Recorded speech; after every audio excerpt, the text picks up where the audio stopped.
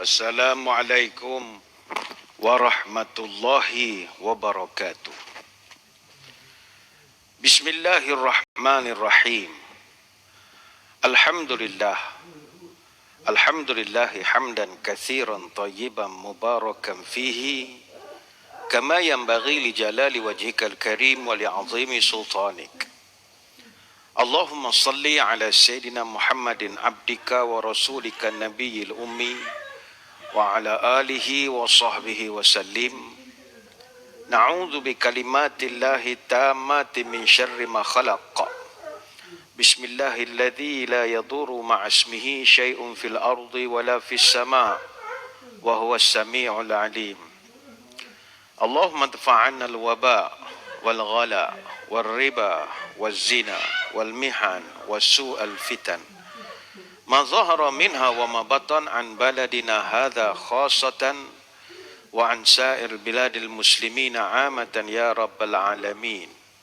Nawaitu ta'alluma wa ta'lim wa tadhakkura wa tadhkir wa naf'a wal intifa' wal ifadah wal istifadah wal hatha ala tamassuki bi kitabillah wa sunnati rasulih wa du'a ilal huda wa dalalah ala al khair ibtigha'a wajhillah wa mardatihi wa qurbihi wa thawabihi lillahi ta'ala. Allahumma raddina biqada'ika wa sabbirna ala bala'ika wa auzi'na syukra ni'ma'ika. Ya Allah, jadikan kami redha menerima segala takdirmu, jadikan kami sabar dalam menerima ujianmu, dan bimbinglah kami sentiasa syukur kepada nikmatmu.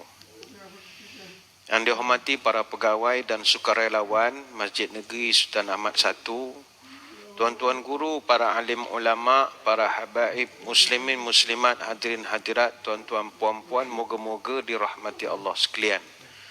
Alhamdulillah, sekali lagi kita dipertemukan dalam program Minda Imam Besar yang dibawakan oleh rakan-rakan dari Pusat Kutipan Zakat, Majlis Agama Islam dan Adat Resam Melayu Pahang. Untuk musim yang ketiga, kita menggunakan sebuah kitab Al-Wasiyatu bi Ba'di Sunanus Shibhil Mansiyah, susunan Dr. Haifa binti Nasir bin Abdullah Ar-Rashid, Profesor Madya di Jabatan Akidah dan Doktrin Kontemporari di Fakulti Usuluddin, Universiti Islam Muhammad Ibn Saud di Riyadh. Dan buku ini diterjemahkan ke bahasa Melayu bertajuk 100 Sunnah Rasulullah yang dilupakan. Buku ini setebal 322 halaman dan disusun dalam 18 bab yang berbeza. Dan kita masih dalam bab yang kelima, iaitu pelbagai sunnah yang berkaitan dengan solat. Minggu lepas kita membahaskan tentang bacaan solat. Muka surat 49. Sebagaimana yang kita maklum, minggu lepas kita khusus membahaskan tentang solat subuh, yang mana sudah menjadi satu sunnah Nabi SAW. Baginda kalau semayang fardu, Nabi suka membacakan surah-surah tiwalul mufassal ataupun mufassal yang panjang, bermula dari surah Qaf sampai kelah surah An-Naba. Dan kita dah lihat hadis-hadisnya minggu lalu, kebiasaannya Nabi membaca surah At-Tur ada 49 ayat, surah Muhammad ada 38 ayat, surah Al-Mursalat ada 50 ayat, surah Al-Anfal ada 75 ayat, dan yang paling Nabi gemar surah Al-A'raf 206 ayat. Dan kita lihat minggu lalu kadar bacaan baginda Nabi dalam sembahyang subuh sebagaimana disebutkan dalam beberapa hadis. Sebagaimana kata Amr bin Harith radhiyallahu anhu, sami'tu Nabi sallallahu alaihi wasallam yaqra'ul fil fajri idza syamsu kuwirat. Nabi membaca surah At-Takwir. Surah At-Takwir ini dia 29 ayat, juzuk yang ke-30. Dalam Sahih Bukhari dan juga Muslim ada masa Nabi membaca surah Waqiah, ini 96 ayat. Ada masa membaca surah Al-Mu'minun 118 ayat. Ada masa membaca surah At-Tur, ini lebih kurang 49 ayat. Surah Ar-Rum 60 ayat. Dan Nabi membaca juga surah Yasin 83 ayat. Dan yang paling masyhur kata para sahabat membaca surah As-Saffat 182 ayat. Walaupun jumlahnya banyak, Tapi kata para sahabat, surah As-Saffat 182 ayat itu biasa saja bagi kami zaman itu. Minggu ini insya-Allah kita akan masuk lagi membincangkan apakah yang Nabi baca di dalam solatnya ketika menjadi imam. Dan kali ini kita membincangkan tentang bacaan solat Zuhur dan juga Asar. Bagi yang ada kitab boleh buka muka surat 57. Kalau sempat kita akan pergi juga bincangkan solat-solat Maghrib dan Isyak kalau sempat. Baik, bacaan solat Zuhur dan Asar. Kita bacakan hadisnya, ada beberapa hadis.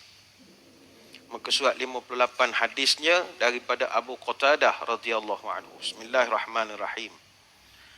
Kana Nabi sallallahu alaihi wasallam yaqra'u fi rak'atayn al-awwal ulayaini min salati zuhri bi Fatihatil Kitab wa surataini. Wa kana yutawwilu fil ula wa yuqassiru fi thaniyah. Wa yusmi'ul ayata ahyanan wa kana yaqra'u fi salatil 'ashr bi Fatihatil Kitab wa surataini. Wa kana yutawwilu fil ula min salati subhi wa yuqassiru fi thaniyati. Nabi sallallahu alaihi wasallam membaca Al-Fatihah dan dua surah pada dua rakaat pertama salat Zuhur. Pada rakaat pertama baginda memanjangkan bacaan dan pada rakaat kedua baginda membaca pendek. Kadang-kala baginda membaca Al-Fatihah dan dua surah dengan bacaan yang kuat ketika salat Asar. Ini jarang-jarang kita dengar ya, baca kuat ketika, nanti saya akan terangkan. Baginda memanjangkan bacaan pada rakaat pertama salat subuh dan baginda memendekkan bacaannya pada rakaat kedua. Hadis riwayat Bukhari, Muslim dan Abu Daud. Ini hadis pertama. Kemudian hadis seterusnya pada Abu Sa'id Al-Khudri radhiyallahu anhu, kunna nahziru qiyama Rasulillah sallallahu alaihi wasallam fi zuhri wal asri. Fahazarna qiyamahu fi rak'atayn al-ulayayn min adh-dhuhri qadri qira'ah alif lam tanzil, yani as-sajdah. Wa hazarna qiyamahu fil ukhrayayn qadru nisfi min dhalika. Wa hazarna qiyamahu fi rak'atayn al-ulayayn min al-'asri ala qadri qiyamihi fil ukhrayayn min adh-dhuhri. Wa fil ukhrayayn min al-'asri ala nisfi min dhalik.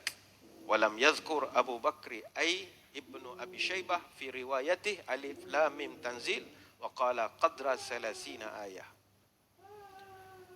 Para sahabat mengatakan kami mengandaikan Rasul sallallahu alaihi wasallam berdiri lama dalam dua rakaat pertama solat Zuhur seukuran baginda membaca alif lam mim tanzil, iaitu surah As-Sajdah.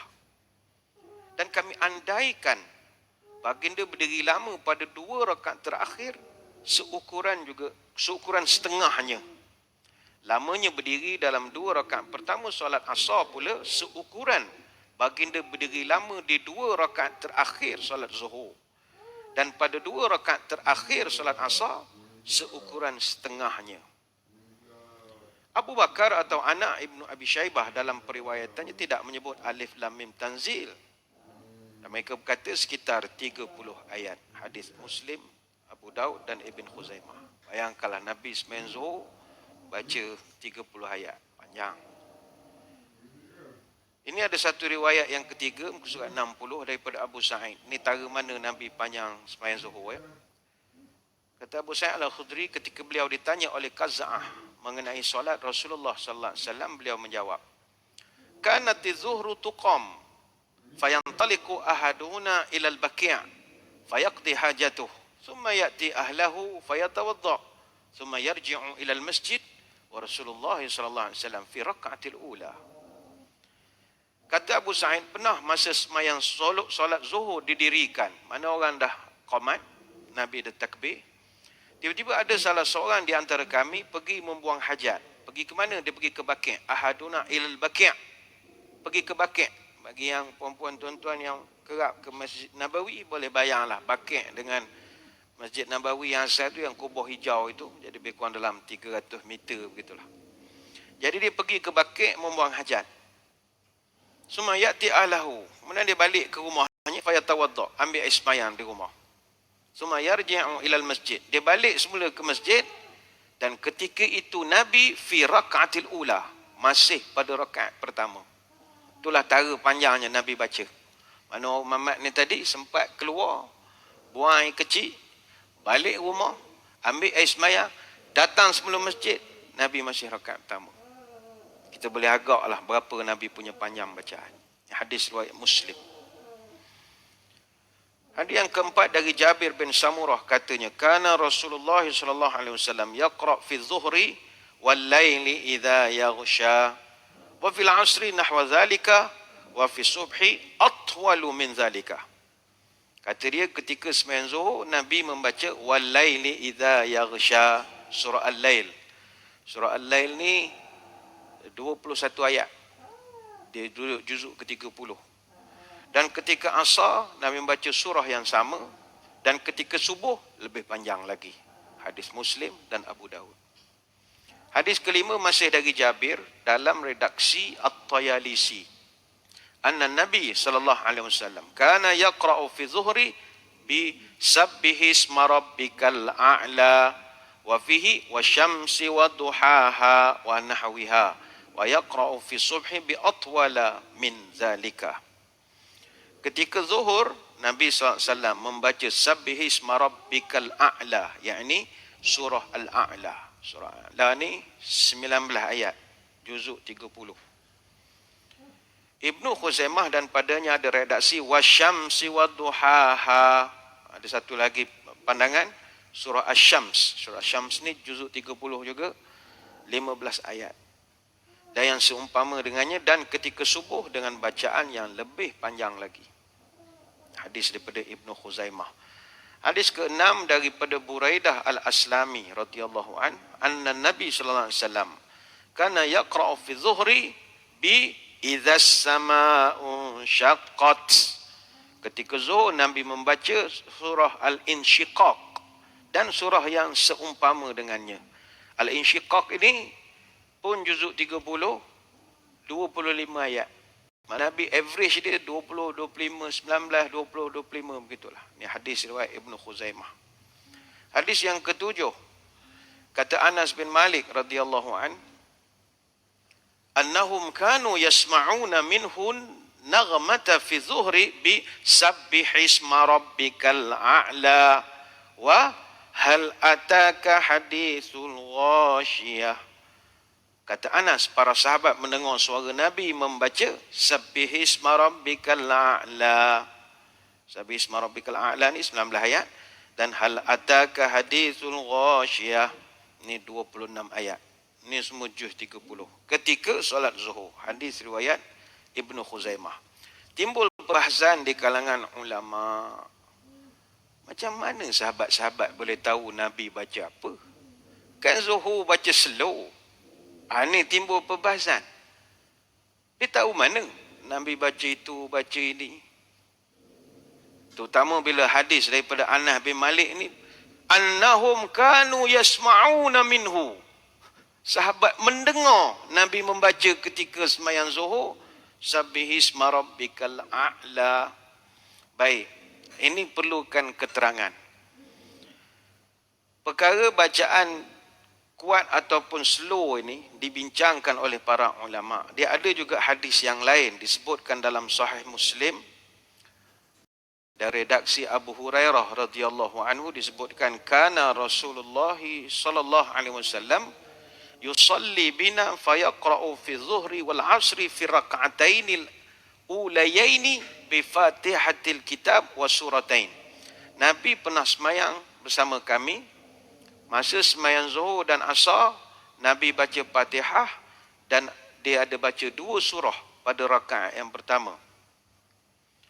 Wa yusmi'unal ayata ahyanan, dan sekali-sekala baginda mendengarkan bacaan yang Nabi bacakan. Ahyanan, ada kadang-kadang. Wa kana yutawwilu rak'atal ula min adh-dhuhri wa yuqassiru thaniyata wa kadzalika fi subhi. Dan ada masanya Nabi memanjangkan bacaan pada rakaat pertama ketika sembahyang zuhur dan memendekkan bacaan pada rakaat yang kedua, Dan begitu juga Nabi buat pattern yang sama ketika sembahyang subuh. Rakaat pertama panjang, rakaat kedua pendek. Yang kita boleh garis bawahkan adalah perkataan para sahabat, wa yusmi'unal ayatan ahyana. Sekali-sekala kami mendengar ayat-ayat yang Nabi baca. Mana bukanlah kerap, sekali-sekala. Ini menunjukkan, kata para ulama, bahawa ini merupakan keterangan bahawa boleh kita menguatkan suara ketika sembahyang Zuhur dan Asar. Boleh, tak jadi masalah. Dan ini juga menunjukkan bahawa israr ni menyorokkan suara, mensirkan, merahsiakan bacaan bukanlah menjadi syarat sah sembahyang. Artinya sembahyang Zuhur nanti atau sembahyang Asar, imam nak baca kuat, tak jadi masalah. Tak jadi masalah. Cuma mencari adat. Dan orang akan pandang kita semacam. Apa sebab? Sebagaimana yang diterangkan dalam kitab Fathul Alam, bahawa Nabi SAW dulu dia membaca Al-Quran ni secara jahat, secara terang dalam semua sembahyang. Subuh, Zuhur, Asar, Maghrib, Isyak. Masa di Mekah lagi. Tapi implikasinya adalah orang-orang Mekah, musyrikin Mekah, dia dengar bacaan itu, dia kutuk. Dia hina Allah, dia hina Nabi. Maka Allah turunkan ayat, wala tajhar bi salatika wala tukhafit biha wabtaghi baina zalika sabila. Jangan kamu menguatkan suaramu dalam sembahyang dan janganlah engkau merendahkan sangat dan carilah jalan tengah antara keduanya. Ini dalam surah Al-Isra ayat 110. Jadi Allah pesan pada Nabi, wala tajhar bi salatika, jangan tinggikan suara dalam sembahyang. Maknanya jangan keraskan bacaan sehingga orang-orang kafir musyrikin Mekah mendengar bacaan dalam sembahyang Zuhur, sembahyang siang lah kita panggil, sembahyang siang kamu. Wala tukhafit biha, janganlah terlampau rendah sangat key-nya sampai orang tak boleh dengar langsung. Maknanya sederhana saja. Wa batari baina zalika sabila, carilah di antara itu jalan tengah, ngam-ngam saja. Ada satu riwayat yang lain pula menyebutkan perintah ini hanya berlaku ketika awal-awal berada di Mekah saja ketika itu. Tapi lepas daripada itu mereka membaca kuat. Ada pelbagai pendapat lah tentang persoalan ini. Mungkin ada orang tanya pula, macam mana pula kita sembahyang-sembahyang yang lain waktu siang ni boleh pula dikuatkan? Sebagai contoh, kita sembahyang raya misalnya, atau sembahyang Jumaat, sembahyang istisqa, itu kan baca kuat juga walaupun siang. Jawapannya kerana solat-solat itu hanya disyariatkan di Madinah selepas hijrah. Yang mana selepas daripada hijrah, orang Islam dah ada kerajaan, dah ada kekuatan, ada daulah, ada kuasa. Jadi mereka baca kuat. Jadi pengamalan membaca slow itu dulu. Kemudian dia baca yang kuat kemudian. Jadi ada masa slow, ada masa kuat. Jadi huraian sebab musabab dijaharkan atau disirkan bacaan ini, dia masuk dalam bab israr wal jahar, bab menyembunyikan dan mengeluarkan suara. Ada satu huraian dalam kitab Hasyiatul Jamal disebutkan, hikmatul jahri fi mawdi'ihi wal israru fi mawdi'ihi annahu lamma kana lailu mahallal khalwati wa yatibu fihi samaru. Hikmah membaca keras atau membaca kuat ataupun membaca perlahan pada waktu sembahyang adalah kerana ianya kalau waktu malam, dia adalah waktu kita bersendirian dan waktu yang tepat untuk kita mengadu dan bermunajat. Jadi suara elok dikeluarkan. Kita rasa kita mengadu, Alhamdulillahi Rabbil Alamin. Kita rasa mengadu. Iyyaka na'budu wa iyyaka nasta'in. Kalau sembahyang Isyak tengah malam misalnya, ada perasaan bermunajat. Dan kerananya itulah syariat menetapkan bacaan kuat dilakukan pada waktu malam untuk menampakkan nikmatnya munajat seorang hamba. Bukan malam sajalah, waktu gelap. Maghrib, isyak, subuh. Subuh lagi rasa munajat. Syuri'al jahru fihi izharan lilladzati munajatil abdi li rabbih wa khussu bil awlayaini linashatil musalli fihima. Dan diperlakukan solat ini juga untuk memberi kesemangatan, memberi semangat kepada orang yang sedang menjalankan solat-solat waktu gelap ini. Adapun siang, wan naharu lamma kana mahalla syawaghili wal ikhtilati bin nasi tulibal israru li'adami salahiyatihi litafarrughil lil munajati.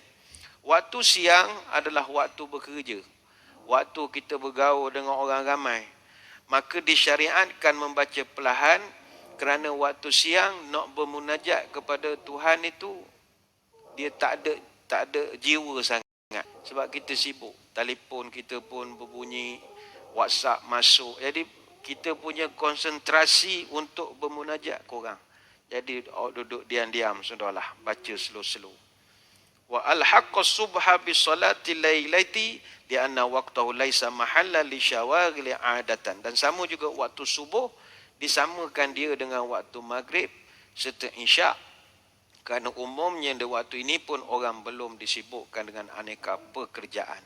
Jadi kalau orang tanya boleh tak nak baca sembahyang Zuhur dan juga Asar ni bacaan yang kuat, tak ada masalah, tetapi orang akan pelik dengan kita. Yalah, sunnah Nabi ni sekarang kalau buat semua orang pelik. Gosok gigi pakai kayu sugi orang pelik. Semayang pakai kasut orang tuduh kita gila. Semua sekarang dah nak kiamat, apa juga sunnah Nabi orang akan kata kita gila. Tuan-tuan semayang rapat pun orang kata gila sekarang ni. Awak ni gila ke? Tuan-tuan jumpa orang bersalah orang kata kita anti vaksin. Sekarang ni dia apa juga sunnah yang kalau kita buat orang akan kata kita gila. Ni memang tanda kiamat, betul lah. Orang yang tak ikut sunnah tu yang bagus. Sekarang ni lah, sekarang ini. Sambung lagi hadis, muka surat 62, hadis yang ke-8 daripada Imran bin Husain. Anna Rasulullah sallallahu alaihi wasallam shalla zuhra faja'ala rajulun yaqra'u bi sabbihi isma rabbikal a'la. Falamman sarafa qala ayyukum qara'a aw ayyukumul qari'. Faqala rajulun ana. Faqala faqad zanantu anna ba'dakum khalajaniha. Kata Nabi, kata Imran bin Husain, Rasulullah SAW salat Zuhur. Lalu Nabi pun membaca Sabbihisma rabbikal a'la. Ni ada 19 ayat lah. Bila Nabi selesai membaca, Nabi selesai sembahyang, Nabi tanya, siapa antara kamu tadi yang membaca? Jawab seseorang, saya. Maka Nabi bersabda, saya fikir ada sebahagian kamu telah mengganggu bacaanku. Kerana Rasulullah juga membaca surah tersebut. Hadis Muslim. Maksudnya baca kuat lah. Jadi sahabat pun dia lebih kurang budak-budak kafar juga. Kadang perangainya. Imam baca, dia pun sama baca juga. Kita Fatihah ada, ialah budak-budak belajar. Tak ada nak marah. Anak cucu kita pun sama. Kita jadi imam, dia ikut pada mula sampai habis. Nak baca surah yang dia pun hafal. Qul huwallahu. Dia pun sama. Ahad. Allahu samad. Dia pun sambung je. Jadi sahabat pun ada juga ada PM gitu. Nabi baca, dia pun sama geli baca belakang. Sabbihisma rabbikal a'la. Nabi pun tegur lah, awak ni mengacar sungguhlah aku nak sembahyang. Artinya bacaan tu dengar oleh sahabat. Hadis riwayat Muslim. Hadis yang ke-9 daripada bin Samurah. Kana yaqra'u fi zuhri wal asri bi was-sama'i dzatil buruj wa was-sama'i wat-tariq. Ketika solat zuhur dan asar, Nabi sallallahu alaihi wasallam membaca was-sama'i dzatil buruj. Ini ada 22 ayat, juzuk ke-30, dan membaca surah At-Tariq was-sama'i wat-tariq. Ini ada 17 ayat. Ini pun juzuk 30. Dalam masalah ini kita boleh mencontohi Nabi dan pendapat para tabi'in. Huraian secara panjang lebar dapat dilihat dalam beberapa kitab. Musannaf karya Abdul Razak dan Musannaf karya Ibnu Abi Syaibah. Selesai Zuhur dan Asar. Jadi terpulanglah pada kita kalau dapat melaksanakannya, dapat lakukanlah. Kita pindah kepada bacaan solat maghrib. Muka surat 64. Ini banyak bacaan solat ni, bacaan Nabi sembahyang Jumaat tak jumpa lagi, banyak lagi bacaan-bacaan. Bacaan solat maghrib. Hadis pertama daripada Ibnu Abbas radhiyallahu an katanya, Inna Fadli sami'athu wa huwa yaqra wal mursalati urfa faqalat ya bunay wallahi laqad zakartani bi qira'atika hadhihi surata innaha la akhiru ma sami'tu min Rasulillah sallallahu alaihi wasallam yaqra biha fil maghrib. Kata Ibn Abbas, Fadli mendengar Ibnu Abbas membaca wal mursalati urfa, lalu dia pun berkata, wahai anakku, demi Allah, bacaanmu terhadap surah ini mengingatkan bacaan yang terakhir aku dengar daripada Rasulullah SAW yang dibaca oleh Nabi ketika solat maghrib.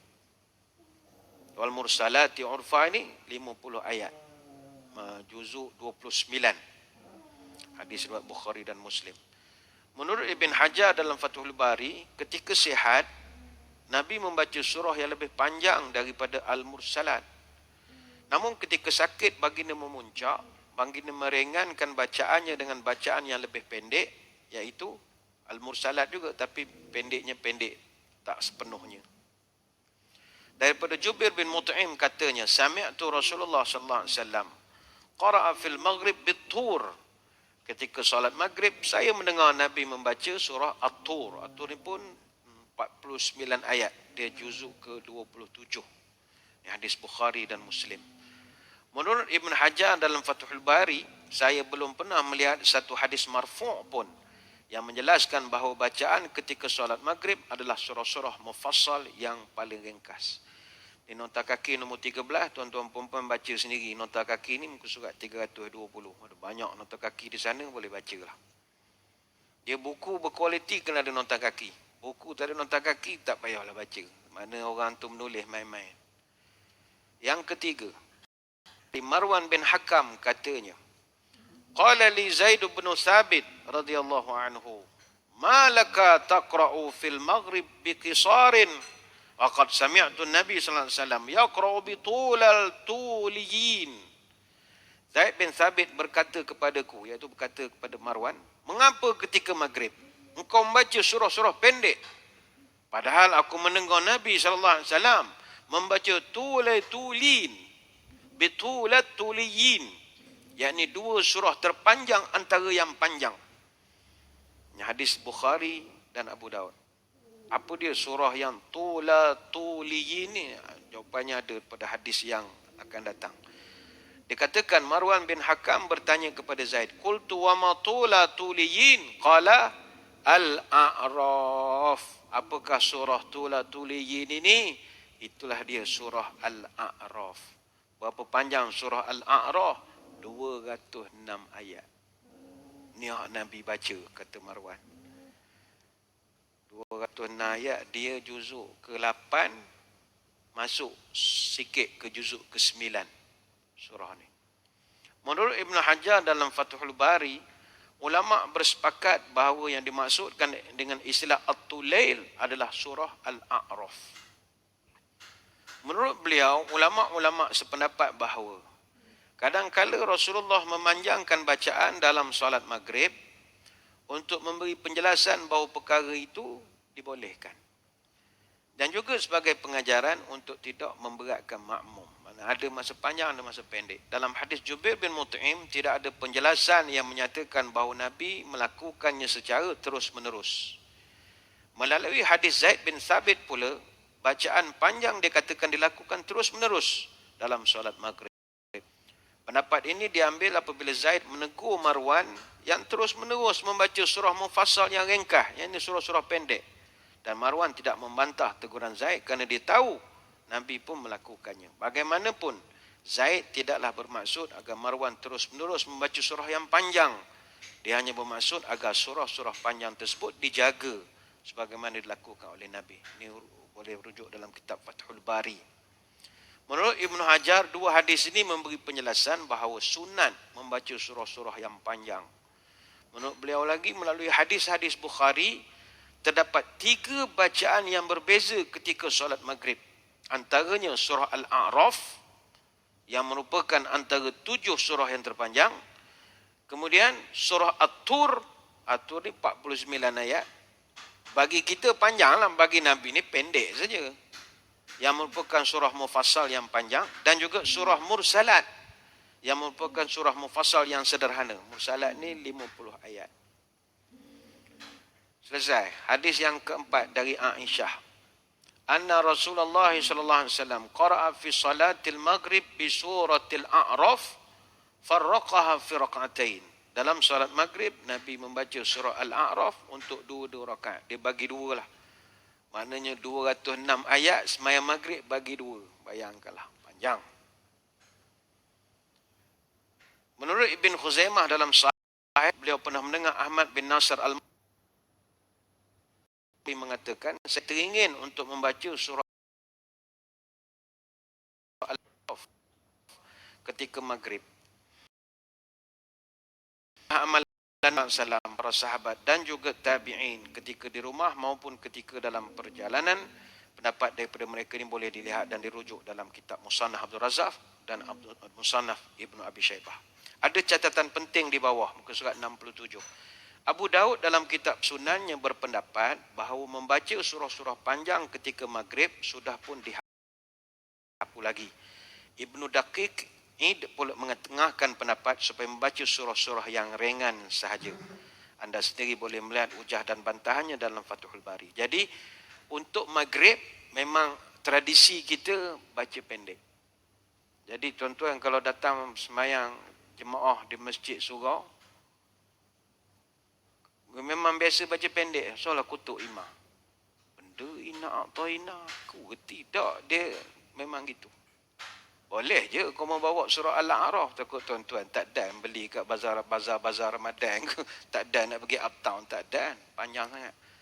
Sebab itu tentang bacaan semayang ni saya nak kongsikan kepada muslimin muslimat, para penonton. Al-Habib Abdullah bin Alawi bin Muhammad Al-Haddad rahimahullah. Dia ni banyak menyusun bacaan zikir-zikir, ratib apa semua. Bagus kalau kita boleh ambil pandangan perkongsian dia. Ni orang-orang alim semua ni.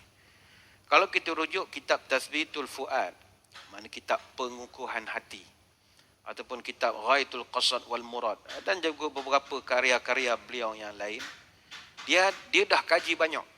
Jadi dia buatkan jadual apa surah yang molek imam baca ketika sembahyang. Ini bagus. Dia dah tengok banyak dan disusunkan. Dan ada satu jadual yang dibuat oleh cucu dia, Al-Habib Ali bin Isa bin Abdul Qadir Al-Haddad. Dia susunkan. Ni tidak kata wajib. Tapi kita bila baca hadis-hadis ni, kita pun jadi, mana satu pening lah ustaz nak baca ni, kena baca ni. Jadi dia tolong aturkan. Ini kerja orang alim ni, dia aturkan. Untuk sembahyang Jumaat, ni mana yang sempat salin, sempat. Tak sempat, tak apa. Untuk sembahyang Jumaat, dia beza. Jumaat, Sabtu, Ahad, Isnin, Selasa, Rabu, Subuh, Zuhur, Asar, Maghrib, Isyak. Lain-lain bacaannya. Kata dia untuk sembahyang hari Jumaat, kita mulakan dengan sembahyang subuh. Rakaat pertama adalah surah As-Sajadah. Alif Lam Mim Tanzil. Alif Lam Mim Tanzil. Surah Sajadah. Untuk rakaat kedua, Hal Atah, surah Al-Insan. Ada yang mengadu, saya tak hafal ustaz. Tak apa, ini bukan cerita wajib. Panjang dua-dua ni. Kalau tuan-tuan hafal 2 surah ni, automatik tuan-tuan layak jadi imam masjid. Automatik. Sebab ramai imam tak hafal apa surah ini. Terpaksa buat sebesar-besar alam Quran tampal depan dinding. Besar atas mozaik baca ramai-ramai. Memang championnya boleh hafal ni. Kemudian kalau sembahyang Jumaat, mana sembahyang Zuhur dia lah, kita panggil sembahyang Jumaat. Rakaat pertama membaca surah Al-Jumu'ah. Berapa ayat tu tak kira lah. Dan rakaat kedua membaca surah Munafiqun. Tu tak kira berapa ayat, silakan ikut kederat makmum kita. Untuk sembahyang asar, rakaat pertama bacalah Alam Nashrah. Ini ramai orang hafal. Rakaat kedua, Idza jaa nasrullah. Ini pun ramai orang hafal. Surah An-Nas. Untuk sembahyang maghrib hari Jumaat, rakaat pertama, Qul ya ayyuhal kafirun.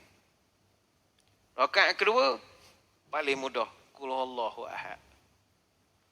Untuk sembahyang Isyak, rakaat pertama, Sabbihisma rabbikal a'la. Rakaat kedua, Hal ataka hadis, surah Al-Ghasyiyah. Itu baru hari Jumaat. Untuk hari Sabtu, sembahyang subuh, rakaat pertama, Wal laili idza yaghsha, surah Al-Lail. Rakaat kedua, Wadduha wal laili idza saja. Kemudian sembahyang Zuhur, hari Sabtu. Rakaat pertama, Wal adiyati dhabha, surah Al-Adiyat. Rakaat kedua, Al-Qari'ah, Mal Qari'ah. Main Zuhur. Sembahyang Asar, hari Sabtu. Rakaat pertama, Alhaakumut takatsur. Ramai hafal. Sembahyang Asar, rakaat kedua hari Sabtu, Wal Asr. Ini ramai lah hafal. Hari Sabtu sembahyang Maghrib, rakaat pertama, Qul a'udzu birabbil falaq. Hari Sabtu sembahyang Maghrib, rakaat kedua, Qul a'udzu birabbin nas. Hari Sabtu sembahyang Isyak, rakaat pertama, Wadduha wal laili idza saja. Hari Sabtu sembahyang Isyak, rakaat kedua, Alam nashrah laka sadrak. Selesai hari Sabtu. Hari Ahad, sembahyang subuh, rakaat pertama lepas Fatihah, Was-samaa'i wat-tariq, surah At-Tariq. Rakaat kedua, Wat-tini waz-zaitun. Rakaat kedua, sembahyang subuh, hari Ahad. Sembahyang Zuhur, hari Ahad. Rakaat pertama, Li'ilafi Quraisy. Ramai apa? Rakaat kedua, Ara'aital ladzi yukadzibu bid-din, surah Al-Ma'un. Baik. Hari Ahad, sembahyang Asar. Rakaat pertama, Ara'aital ladzi yukadzibu bid-din lagi, Al-Ma'un. Sembahyang Asar hari Ahad, rakaat kedua, Inna a'tainakal kautsar, Al-Kautsar. Hari Ahad, sembahyang Maghrib, rakaat pertama, Alam tara kaifa fa'ala rabbuka bi ashabil fil, surah Al-Fil. Rakaat kedua, Li'ilafi Quraisy ilafihim rihlatash syita'i was-saif, surah Al-Quraisy. Hari Ahad, sembahyang Isyak, rakaat pertama, Wailul likulli humazatil lumazah, surah Al-Humazah. Hari Ahad, sembahyang Isyak, rakaat kedua, Alam tara kaifa fa'ala rabbuka bi ashabil fil. Selesai hari Ahad. Hari Isnin, Selasa, Rabu, Khamis. Nak terus ke nak sambung? Teruskan je lah. Ayat ni panjang ni. Tak ada perempuan nak mencatik. Terangkan je lah. Tak apa hari Isnin, Selasa, Rabu, Khamis, datanglah sembahyang masjid. Tak ada pening-pening. Biar imam je baca. Panjang kalau nak satu-satu. Saya bagi yang kita duduk rumah je lah. Jarang datang. Orang yang jarang datang. Yang penting, para ulama' dia susun lah. Bukan duk saja imam tu. Dia ada bacaan dia. Dia ada etika apa nak dibaca.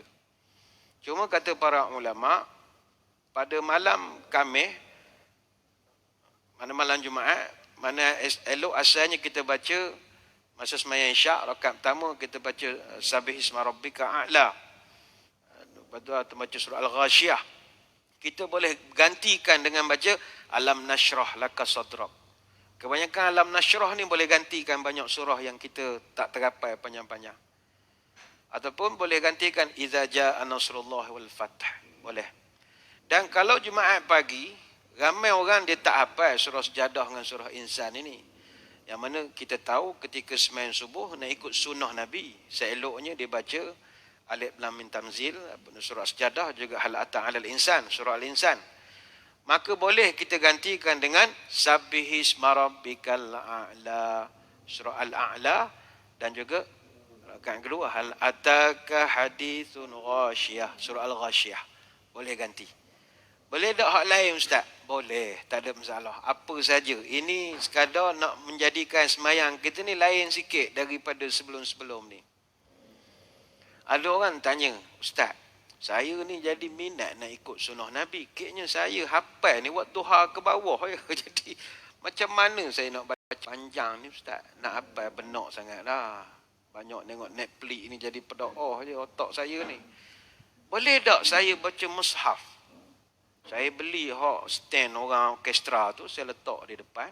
Saya letak Quran hak besar meja tu. Saya baca masa saya sembahyang. Boleh tak ustaz? Baik.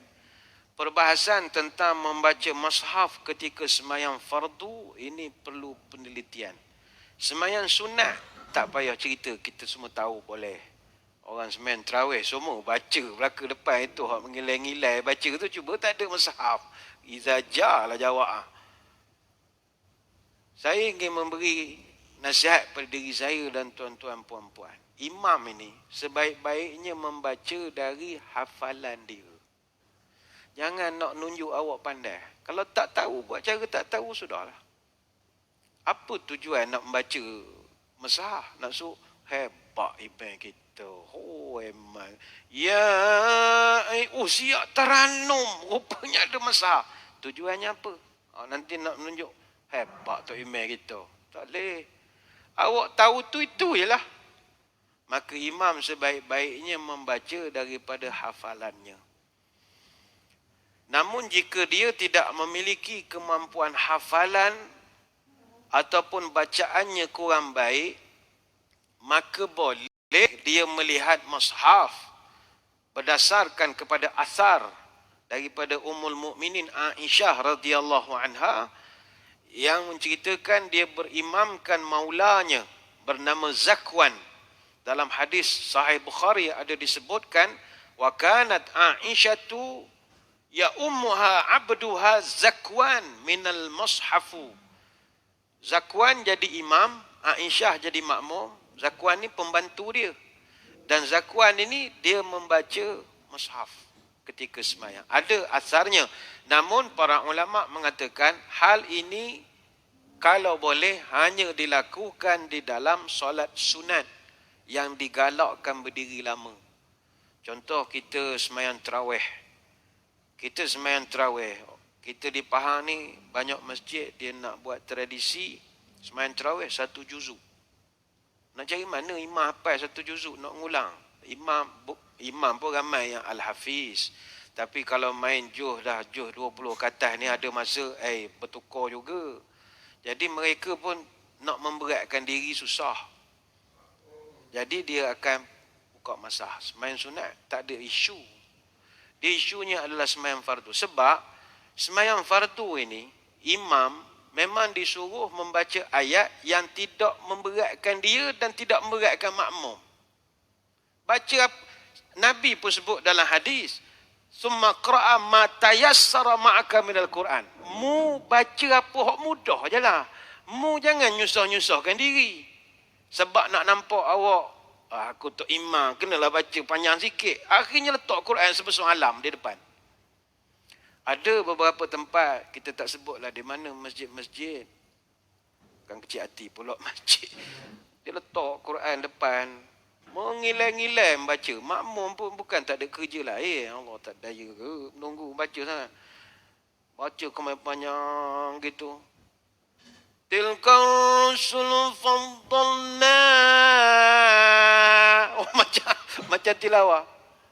Ulang pula lagi. Tilka rusul faddalna ba'duhum ala ba'd. Senyap sekejap. Tilka rusul faddalna. Dia buat macam arak datang jadi imam letih kita. Lagi tu orang banyak kerjaan lain. Rumah tak kunci, pintu tak tutup, banyak benda. Jadi nyumpah makmum. Baca hak ma tayassara ma'ak. Apa yang mudah bagi kamu.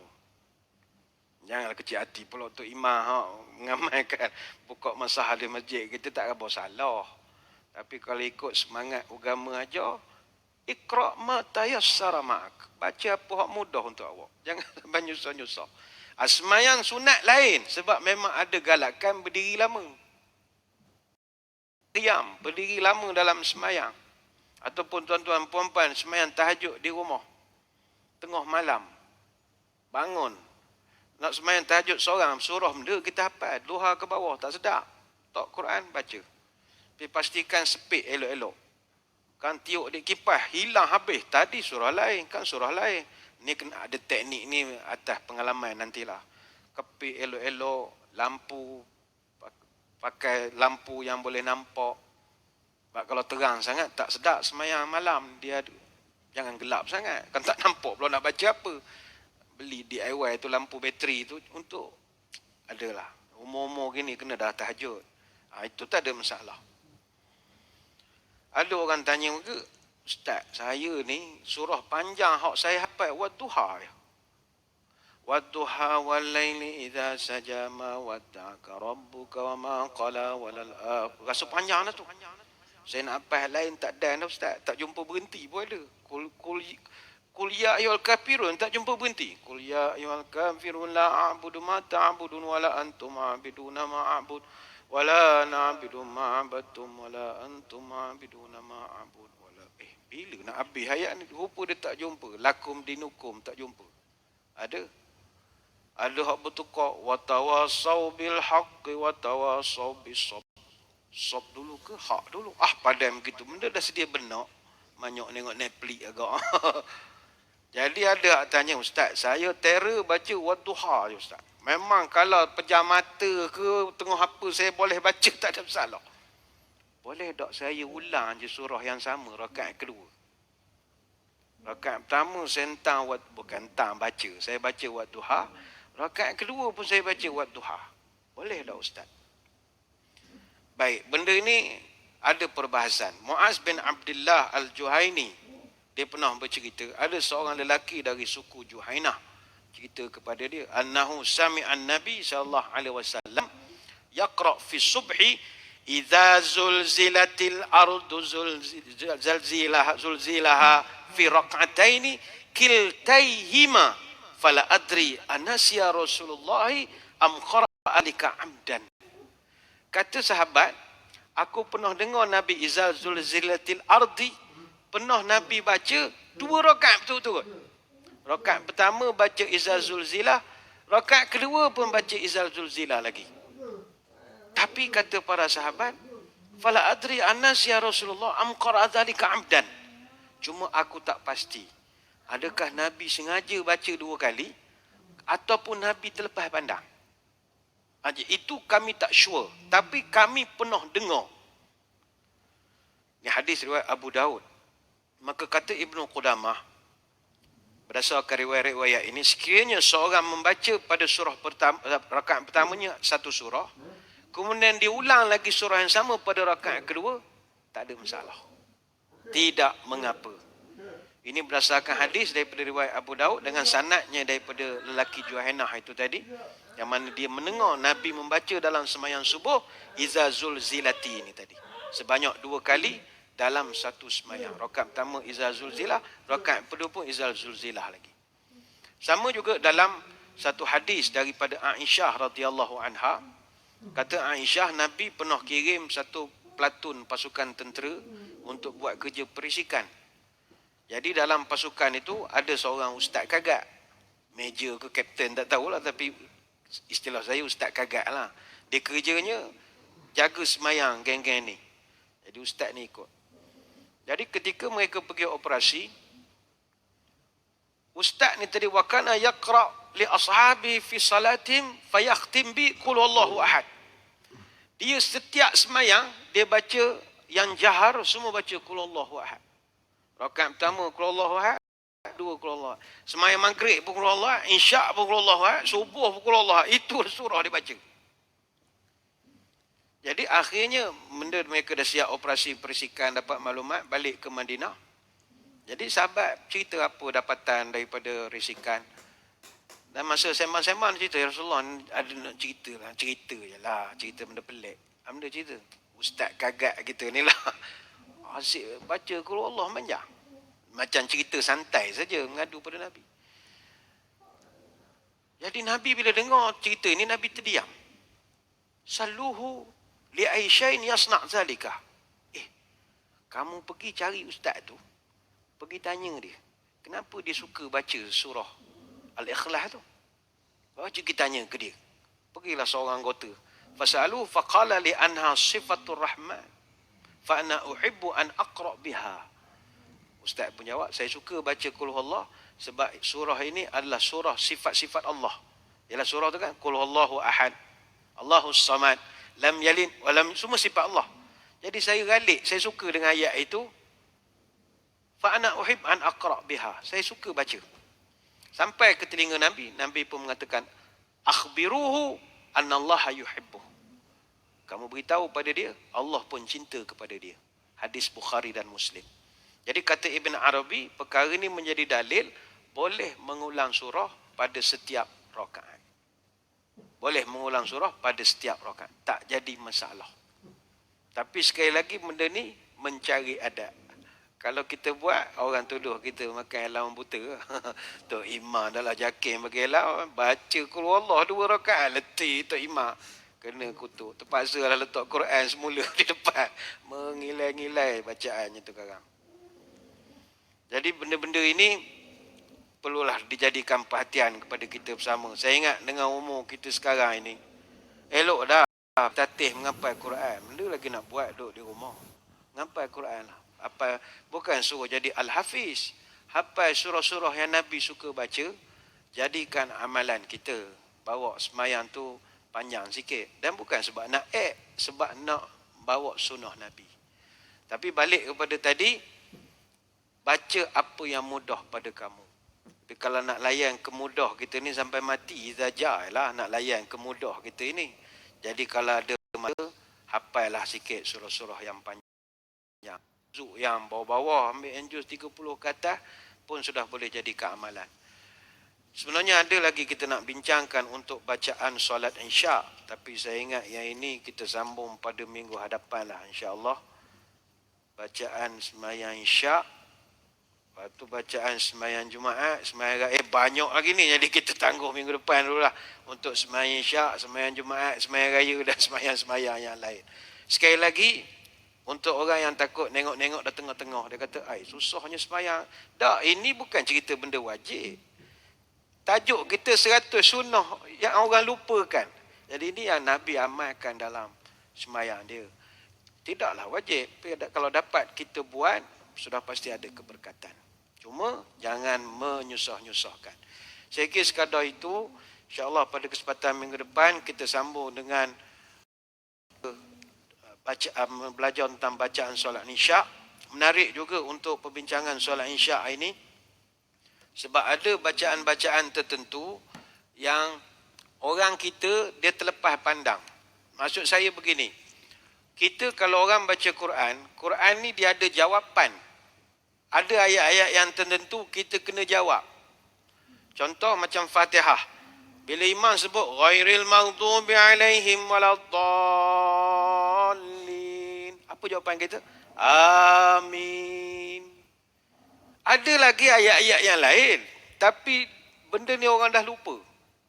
Contoh surah Wattini wazzaitun waturi sinin sampai pada ayat yang ke-8, alaisallahu biahkamil hakimin. Patutnya makmum kena jawab, bala wa ana ala zalika minasyahidin. Berapa orang yang jawab? Gila. Ngantuk tok imam sekali, alaisallahu biahkamil hakimin. Allahu Akbar. Untuk dia nak jawab. Nampak tak? Tok imam pun tak tahu tu ada jawapan. Ada jawapan. Dia ada ayat-ayat dalam Quran ni yang ada jawapan. Macam contoh surah Mursalat ayat 10. Fabi ayyi haditsin ba'dahu yu'minun. Kita kena jawab, amanna billah. Dia ada jawapan-jawapan dia. Ini akan datanglah. Kita akan bincangkan. Saya kira sekadar itu dulu. Terima kasih. Mohon maaf sebarang kekurangan. Kita bertemu pada minggu hadapan. Kita tutup pertemuan dengan doa. Moga majlis diberkati ilahi.